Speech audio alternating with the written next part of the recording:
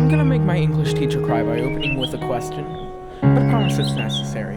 When it comes to literature, who is the biggest girl boss? Who pioneered the genre that they wrote, and in some ways invented it and created it into what it is today? Who genuinely shattered the glass ceiling when it comes to writing and literature? If you said J.K. Rowling, what the hell is wrong with you?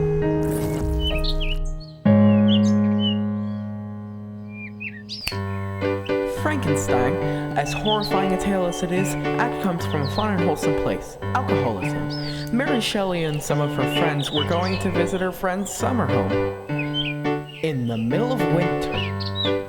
While they were there, they all got very drunk and did what all good drunk friends do to each other, tell scare stories to scare each other. At one point, the tales became so frightful that a person hallucinated a demon in the room and screamed out in terror. I have not been able to verify this, but I'm gonna say this anyway because it makes good filler. Mary Shelley tells her story and is immediately told to write it down and sell it. Great, just one problem, she's a woman, thus has to publish the original book under her husband's name. However, eventually, the real author would be discovered. A lot more happened during their stay there, but that's another story for another day. A day long after I've graduated and in the company of people who would make the people who currently know me very surprised and disappointed.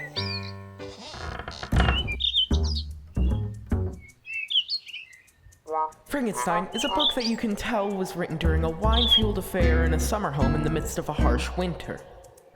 By which I mean it's difficult to read, at points. One thing most of the movies don't show, and by that I mean I haven't found a single version of this in any film I've seen, is that most of the book is a retelling of Frankenstein's retelling of the story. We're first introduced to a man who you'll immediately forget named Walton.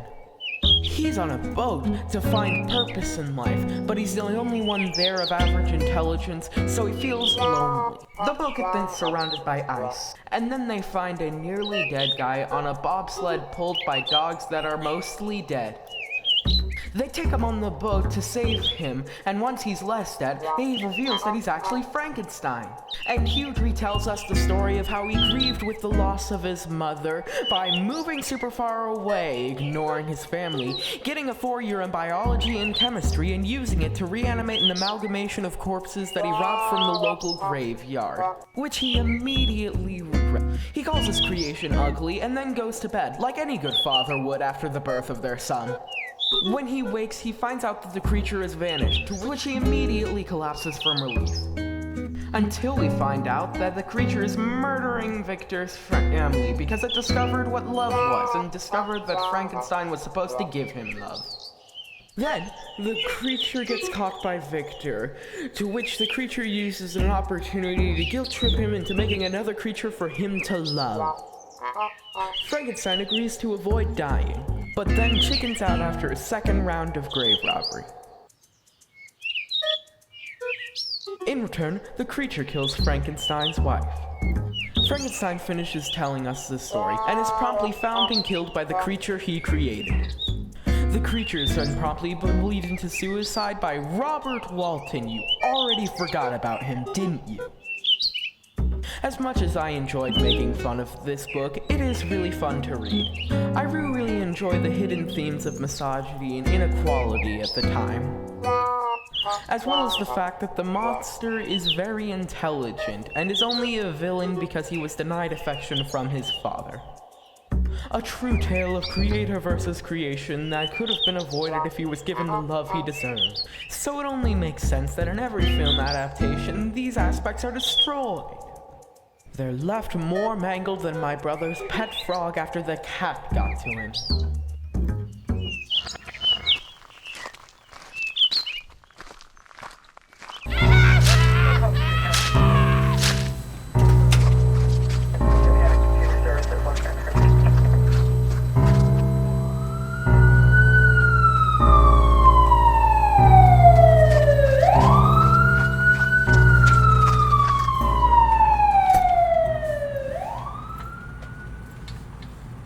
In 1931, James Whale decided that the best use of his directorial budget and vision was creating a film adaptation of the book we just talked about, Frankenstein. Now, he created a few subtle changes to it. One, he forgot Walton, just like we all did. Next, he had this little hunchback guy called Igor.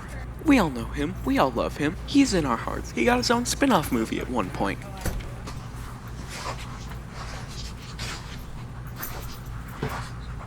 There's one tiny change that he made.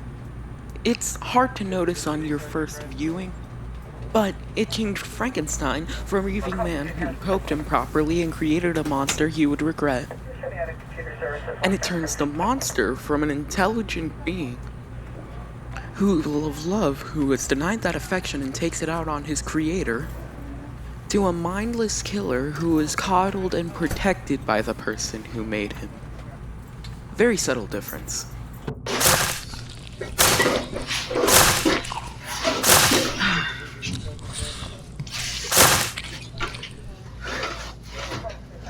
Frankenstein will always be a marvel of literature. While the films will all detract from its original value and meaning, we'll still have the original book to look at in awe. To my English teacher, I hope you give me a good grade.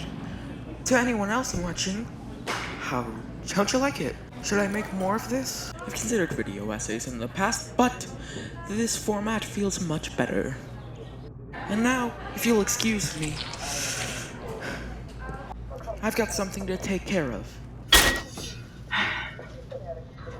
So long and good night.